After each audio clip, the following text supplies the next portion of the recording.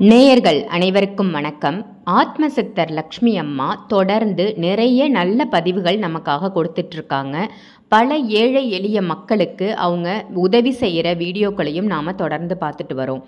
அந்த வகையில் சித்தரம்மா தன்னுடைய தாயாரை அழைத்து கொண்டு, முதியவராக இருந்தாலும் அவரும் நிறைய இடங்களுக்கு சென்று சுற்றுப்பயணம் மேற்கொள்ள வேண்டும், நிறைய விஷயங்களை தெரிஞ்சுக்கணும் அப்படிங்கிறதுக்காக தன்னுடைய தாயாரை கையை பிடித்து அழைத்து கொண்டு கன்னியாகுமரி செல்லும் அற்புத காட்சிகளை நாம் இப்பொழுது பார்த்து கொண்டிருக்கிறோம்.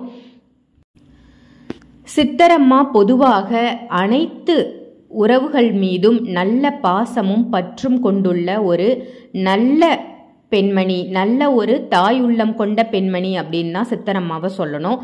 அந்த வகையில் தன்னுடைய தாய்க்கு தரும் மரியாதையை இப்பொழுது நம் நேரிலேயே பார்த்து கொண்டிருக்கிறோம். அதே போன்று சித்தரம்மா நமக்கு ஒரு நல்ல பதிவு ஒன்று கொடுத்துருக்காங்க. என்ன அப்படின்னு பார்த்தீங்கன்னா, குலதெய்வத்தின் அருமை பெருமைகள் பற்றியும், குலதெய்வத்தை நாம் வழிபடுவதால் நமக்கு எப்படியெல்லாம் நன்மைகள் உண்டாகும் என்பது பற்றியும் தெளிவாக இந்த பதிவில் கூறியுள்ளார்கள்.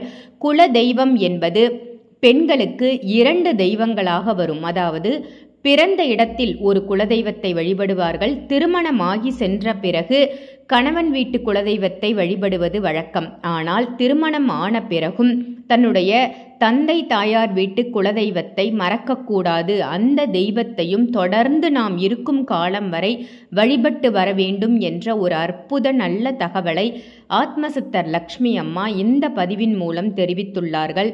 அவர் என்ன கூறுகின்றார் என்பதை நாம் தொடர்ந்து பார்க்கலாம். இதே போன்று நிறைய நல்ல பதிவுகளை நீங்கள் பார்க்கணும் அப்படின்னா இந்த சேனலை லைக் பண்ணி, ஷேர் பண்ணி, சப்ஸ்கிரைப் பண்ணி வச்சுக்கோங்க. தொடர்ந்து சித்தரம்மா என்ன பேசுகிறாங்க அப்படின்றத நம்ம இப்போ பார்ப்போம். பஞ்சபுத சகல பிரேத ஆத்மாவுக்கும் உங்களுக்கு உங்க கூட வர ஆத்மாக்களுக்கு கோடான கோடி பாத நமஸ்காரம். ஆத்மஞான ரகுநாத சேதுபதி மன்னரே போட்டி போட்டி யோக ஞான சித்த ராஜகுருசா.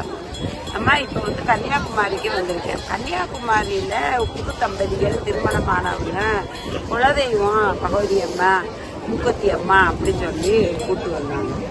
அவங்களுக்கு ஆசீர்வாதம் பண்றதுக்காக நம்ம அப்போ எனக்கு ஆரம்பத்துல இருந்தே நான் எல்லாத்துக்கும் சொல்லக்கூடிய விஷயம், ஒரு நல்ல விஷயம் கேளுங்க.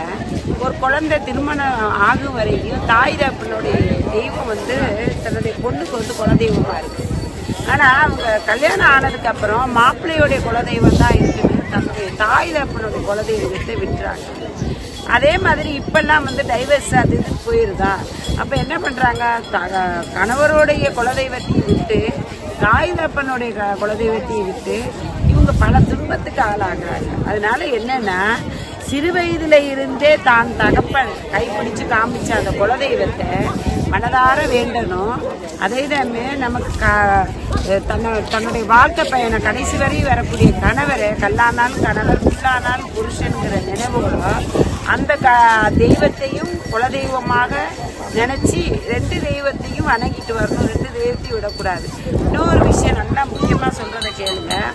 எல்லா மக்களுக்கும் எங்கேயோ பிறந்து இப்பெல்லாம் முன்னாடி அத்தை பிள்ளை மாமா பிள்ளையே திருமணம் பண்ணுவாங்க. இப்ப இல்லை, புரோக்கர் மூலியமா எங்கேயோ திருமணம் பண்ணி எங்கேயோ கல்யாணம் பண்ணி ஒன்று செய்யறாங்க. அப்ப அவங்க குலதெய்வம் தான் வருது. அப்ப என்ன ஒரு விஷயம் தெரிஞ்சுக்கலாம்னா, எல்லா தெய்வமும் குலதெய்வம் தான். நம்ம பிறவி கடன் 7 ஜென்மம் பிறவி கடன் எடுத்துட்டு வர வர வர நம்ம ஒரு இடத்துக்கு போகும்போது அந்த தொடர்பு, இந்த இடம் நம்ம எங்கேயோ வந்தது மாதிரி பார்த்தது மாதிரியே இருக்கும், ஒரு அனுபவம் இருக்கும்.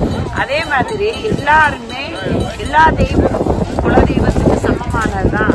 அப்படிங்கும் போது நீங்க பிறந்த இடத்துல உள்ள தெய்வ குலதெய்வத்தையும் புகுந்த இடத்துல உள்ள குலதெய்வத்தையும் சமமாக வேண்டுங்க, எதையும் விடாதீங்கிறத சொல்ல வரேன்.